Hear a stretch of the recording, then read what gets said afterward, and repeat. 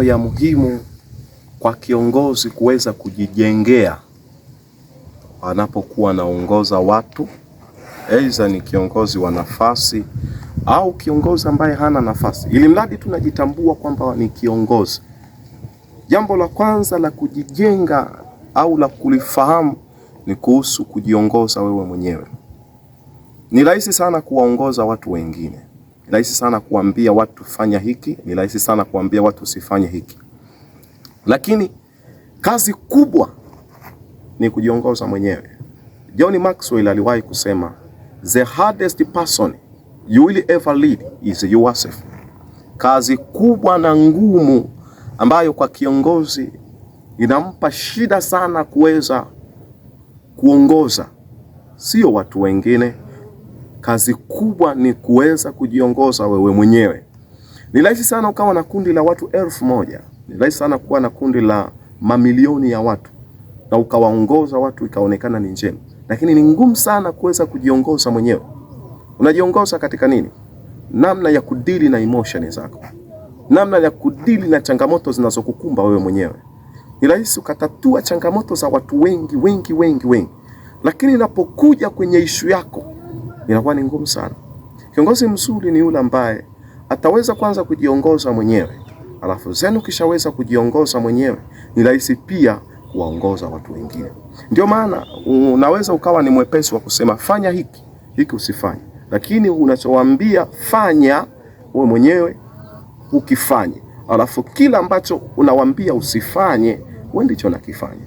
Kwa hiyo jiweze kwanza, weza mwili wako kuongoza emotion zako, kuongoza pia wakati una hasira, kuongoza pia wakati una furaha.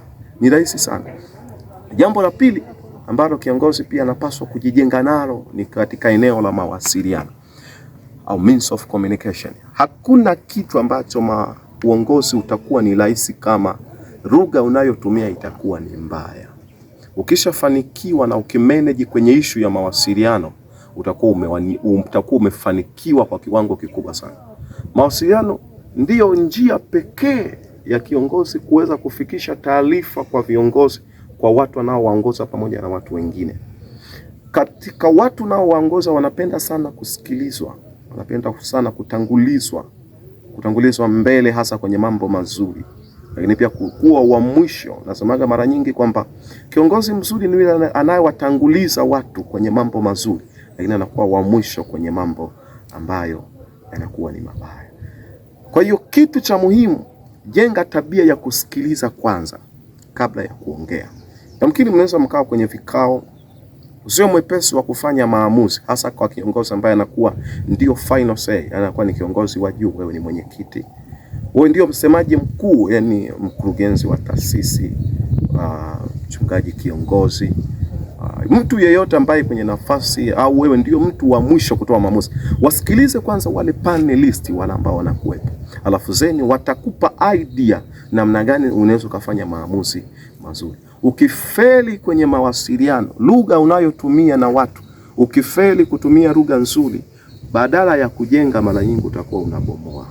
Ndio maana unaweza kukuta kwamba watu wengi, issue sio mshahara, issue sio pesa unazotoa, lakini mawasiliano yako, lugha yako unayotumia ndiyo shida. Watu wanakukimbia na watu wanaomba kufanyaje, kuacha kazi, sio kwa sababu huwapi pesa. Namna ya mawasiliano, kama utatumia lugha ya kuwafokea sana, ya kuwatukana, lugha za kashfa, as a leader you have to be very friendly. Tumia lugha ambayo ni friendly, lugha ya kirafiki, kila mmoja anaweza. Jambo la tatu kwa kiongozi ambaye anapaswa kujijengea na kuweza kuwa makini nalo sana, eneo la kufanya maamuzi na utatuzi wa matatizo. Kiongozi always tunategemea, kiongozi mzuri ni yule ambaye anakuwa ni solver, problem solver. Yani watu wana shida, hawana mahali ambapo wanaweza wakatatua, lakini wanapokuona kiongozi wanategemea huyu amekuja kwa ajili ya kutatua changamoto zetu. Ngoja nikupe mfano mmoja. Mara nyingi ni rahisi sana kiongozi kuheshimiwa, hasa pale ambapo utakuwa umetatua kero za wananchi wale unaowaongoza, lakini ni rahisi sana kuona na heshima kubwa pale unapofanya maamuzi sahihi. Lakini kama utafeli kwenye maamuzi, itakupa shida sana. Namna nzuri ya kufanya maamuzi ni kutulia kwanza. Kama una hasira, usikurupuke kujibu. Kwa maana kuna wakati mwingine sio rahisi tu, mtu amekuuliza nataka kufanya hiki, vipi inawezekana? Tulia kwanza, subiri kwanza akili yako ikawe sawa, tafakari, fanya uchunguzi kwa undani. Ukishafanya uchunguzi kwa undani itakupa unaangalia katika side zote mbili, negative and positive, itakusaidia wewe kuweza kuja kufanya maamuzi ambayo hayatakuwa na hasara kwa baadaye, lakini pia hayatakuwa na majuto kwa watu. Eneo la 4 ambalo unapaswa kujijenga nalo kama kiongozi ni eneo la people management, kuwaongoza, namna ya kuwalinda watu. Watu nao waongoza wanapenda sana wakingie mbavu, hasa wanapokuwa katika shida. Kiongozi mzuri ni yule ambaye anaweza hujali tu nafasi ulionayo, unajali pia maendeleo ya watu. People management, je, unaleta faida gani kwenye maisha yao?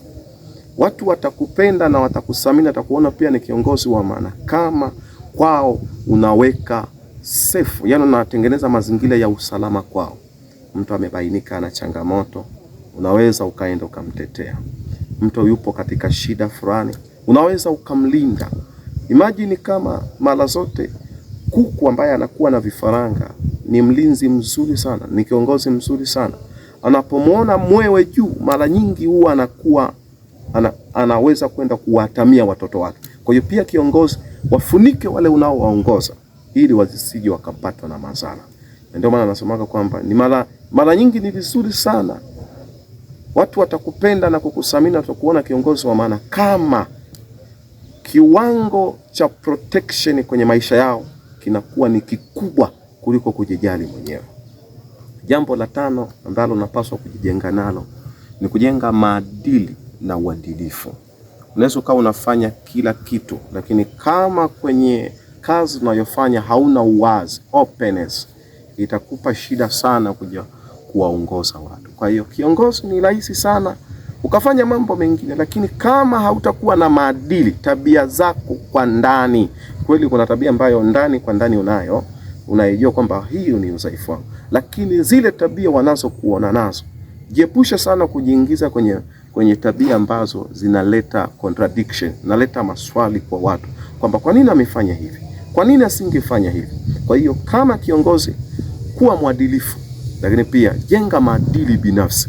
Hayo yatakulinda hata wakati utapatikana una kesi fulani, umeingia katika shutuma fulani kwamba huyu anashutumiwa kufanya kosa hili, lakini watatrace back, wataangalia kwa mwenendo na maadili yake, haya tunaamini hajafanya. Kwa hiyo haya mambo 5 kama kiongozi ni muhimu kujitathmini na ukajijengea. Kama unaona kuna weakness mahali, jenga katika haya. Cha kwanza, weza kujiongoza mwenyewe. Cha pili, jenga mawasiliano mazuri na lugha nzuri unayotumia. Cha tatu tunasema kwamba maamuzi unayofanya, lakini pia uwe na utatuzi mzuri wa matatizo. Na jambo la 4 ni kuwalinda au people management, kuwaongoza watu pamoja na kuwalinda. Jambo la 5, jenga maadili na uadilifu. Kazi yako itakuwa ni kazi njema sana. Ni muhimu sana, haya anaweza akakusaidia